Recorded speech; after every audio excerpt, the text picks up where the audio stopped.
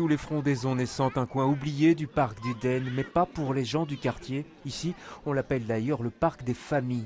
Mais cet après-midi, c'était aussi le parc des papis. On habite juste à côté, on vient souvent ici, nous. Et des papilles avec deux ailes, car d'étranges chalands se sont installés sous le soleil exactement. Des métiers venus de la campagne et qu'on avait presque oubliés. Non, je ne suis pas meunière. Qu'est-ce que vous êtes ?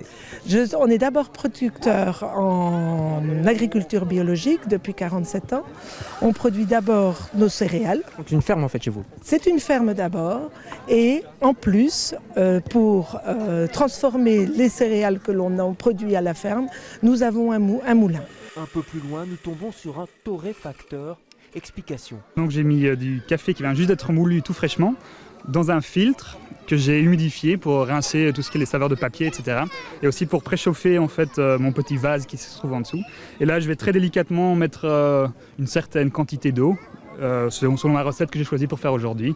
Et donc dans 3 minutes le café sera prêt. Un café prêt à déguster après le fromage. Et ça tombe bien, Bernard, un fermier venu de la région de Mons, propose de faire son propre camembert à la louche. On avait envie de voir un peu comment ça se passe, comment est-ce que ça se fabrique. Moi qui est amatrice de camembert et de fromage, donc on a essayé. Monsieur nous a vraiment bien expliqué comment est-ce qu'il faisait ça. Ça va bien avec le soleil, c'est pas...